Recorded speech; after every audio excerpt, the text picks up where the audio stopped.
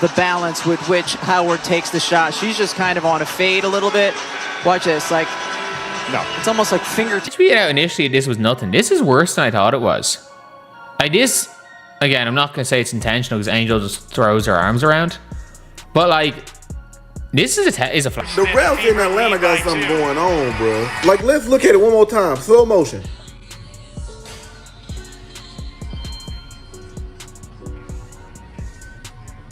This is as pathetic as these four, well, I'm going to say 3 of the 4 hooligans at halftime just blabbing about Atlanta. We understand about That's really bad. That is really bad with the refs. I thought it was this one. When I said, oh, this is nothing, I thought it was this situation here. Forget the final score for a moment, because the real mystery may have been hiding inside the whistles. Every questionable call seemed to arrive at just the right or wrong moment. And before long, Caitlin Clark fans were connecting one decision to another. Then, Angel Reese and the Atlanta Dream became part of the equation, making the entire situation even stranger. So was this simply bad officiating, or was something else happening behind the scenes? What's very interesting about those 2 clips is that it involved the same referee. In the first clip, Caitlin Clark had the ball, and she basically wanted a foul called, and she throws a tantrum right in front of the ref, and the ref does nothing. Doesn't blow the whistle, doesn't even tee her up, nothing, okay? This same ref, the very next day, ended up reffing a game for the Atlanta Dream, and he makes a call. Angel didn't like it. She waves him off and walks away, and he tees her up. So to me, if you teed up one, you should have teed up the other, right? Right? You see, this is the evidence that showcases that there is bias in refereeing in the WNBA, particularly. The game itself was already chaotic before the controversial sequence arrived. Indiana and Atlanta entered Sunday's matchup with plenty at stake, and the Fever eventually escaped with a 95-91 overtime victory. Caitlin Clark finished with 26 points and 9 assists, while Angel Reese recorded 15 points, 14 rebounds, and 6 assists for Atlanta. Wow. You would think that Angel Reese going against Caitlin Clark, she would try to show up at least in some sort of fashion, right? Well, she showed up physically. Now, when it comes to talent, oh my gosh, Caitlin Clark just embarrassed this girl. I mean, let me just play this. Let's not do too much talking. Look at Caitlin Clark just laughing. We'll get to how we got to this point of the game. Caitlin Clark enjoying the last laugh on Angel Reese, just trolling her, looking at her in disbelief like, what? But if you only look at the final score, you miss the part of this game that has people talking about the officials. Because there was a moment when it looked like Indiana might lose a game that it had spent the entire night fighting to win, and the strangest character in that sequence was not Caitlin Clark, Angel Reese, or even the Dream. it's to a point to where it's like, this stuff isn't an accident. It's always happening to the same people and the same team. Y'all get out of here with it was an accident, it's a coincidence. Get out of here with that, bro. And in the same play multiple times. Like, come on, bro. Like, people trying to get away with certain stuff, and it's just nasty, bro. It just shows people's character, and it shows y'all character too, because y'all will take up and make excuses. It was the whistle, and this is where the story gets interesting. The Fever were already dealing with a game that refused to behave normally. Atlanta kept hanging around. Indiana could not completely shake them, and every time the Fever appeared ready to close the door, the Dream found another way to kick it back open. By the WNBA's own rules, she is not looking at Caitlin Clark. I am not going to say this is intentional. It doesn't matter if it's intentional or not. It's a flagrant 1. If it's intentional, it's a flagrant 2. If it's not intentional, it's a flagrant 1. Like, if this is intentional, it's you toss her. Like, it's as simple as that. But like, this is the most obvious flagrant 1 I've seen. Like, she caught her in the neck. And then she's immediately going to the refs. Look at it. Go to the monitor, my neck. And the refs. Then came the late game officiating sequence. Suddenly, what had been a basketball game became a courtroom. Everybody watching had a different interpretation, and social media immediately went into full detective mode. Some fans were convinced Indiana was getting squeezed by the officials. Others argued that the contact was legitimate and that the referees were simply doing their job. The reason this sequence became so controversial was not simply that a whistle was blown. It was that the decision appeared to create more questions than answers. Once the play went under review, viewers naturally expected the replay to settle the argument because that is supposed to be the entire purpose of having another look. Instead, the review seemed to make the situation even more difficult to understand, particularly for fans who believed there had not been enough contact to justify what followed. That is where the frustration really began. If officials are going to stop the game, examine the footage from multiple angles, and then change or confirm a call in a critical moment, the explanation should be clear enough that viewers understand exactly what happened. Instead, many people were left wondering what the referees had actually seen and, more importantly, what action they believed justified the decision. That does not automatically prove that the officials were trying to help Atlanta beat Indiana, and it would be irresponsible to present an accusation of intentional manipulation as an established fact without evidence. There is a major difference between a bad call, an inconsistent call, and a deliberate attempt to influence the result.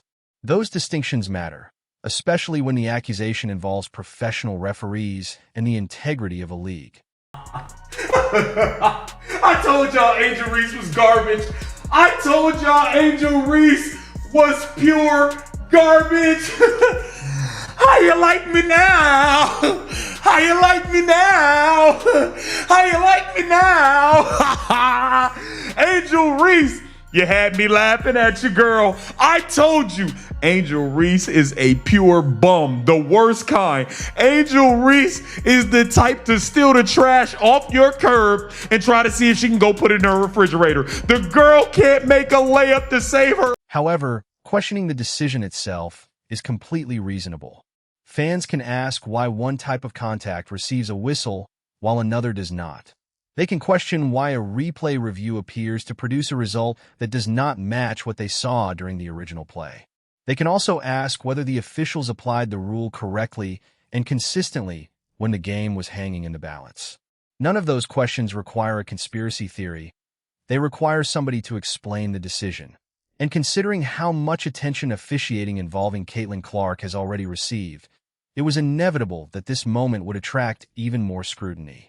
Clark has been vocal about missed calls in previous games, while Indiana coach Stephanie White has also spoken about the importance of consistency from officials.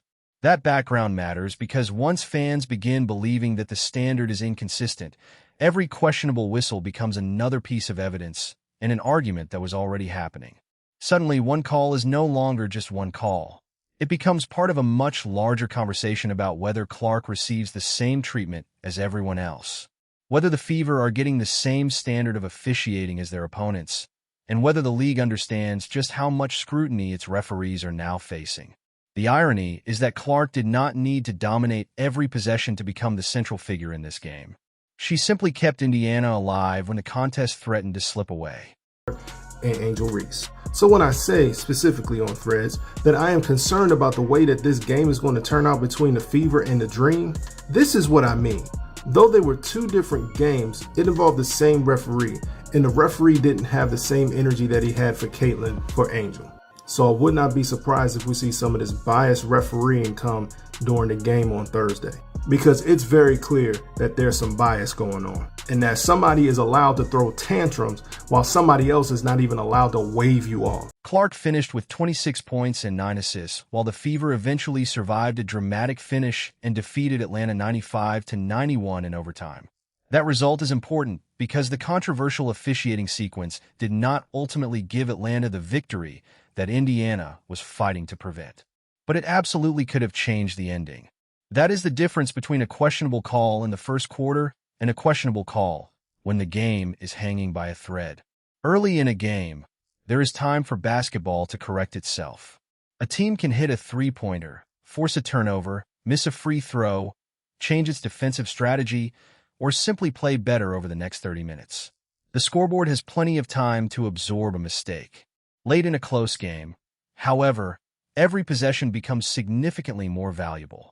A single whistle can change who gets the ball, where the ball is inbound, how much time remains, and whether one team has a chance to take control.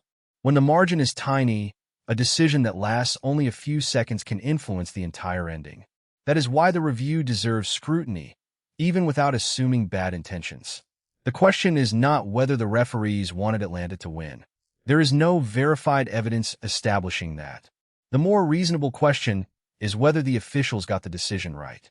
If they did, then the league should be able to explain precisely why the call was correct. If they did not, then acknowledging the mistake would be far better than allowing fans to spend days creating their own explanations. Because when officials make a controversial decision and the league provides little clarity, the internet happily fills the vacuum. Really a better basketball player than Angel Reese. But you know what's crazy? Because I don't. But Angel Reese is a good player, but they just play two different positions. Like, it's not even the same type of game. But there's always a conversation about, y'all don't see that? About who's better out of the two ladies, Caitlyn or Angel Reese. I always thought. I don't see that conversation anymore. Okay, not anymore, right? But in the beginning, yes. And I actually started to watch some of the clips because I wanted to determine for myself. And then I was like, oh, Caitlyn is obviously really a great player. I don't know why they even had the conversation. But Angel Reese is amazing as well, too. But anyway, they love to put the women against each other. So instantly that caught the headlines. That happily fills the vacuum. And the internet, as we all know, has never seen an unexplained sports controversy and thought, let us calmly wait for more information. No, the internet immediately becomes a detective agency with Wi-Fi. Suddenly, fans are slowing down replays frame by frame, drawing imaginary circles around players, analyzing body positioning, comparing previous calls, and building entire theories from 3 seconds of basketball. That is why transparency matters. The WNBA cannot control what every fan believes, but it can make sure the rules and review process are understandable. If the officials determine that contact meets the standard for a foul, fans should be able to understand what contact triggered that decision. If the review changes the original ruling, the league should be able to explain what the replay revealed that officials did not see initially. That explanation becomes even more important when the broadcast team itself appears surprised by the decision. The commentators are watching the same replay that the audience is watching. They are analyzing the same angles, seeing the same players, and trying to interpret the same sequence in real time. When their reaction suggests uncertainty, viewers naturally become even more curious about what the officials saw. That does not mean commentators are automatically correct. It simply means the league has a communication challenge when the people watching cannot immediately understand why the final ruling was made. And this is not an argument that Caitlyn Clark should receive special treatment. That would be completely ridiculous.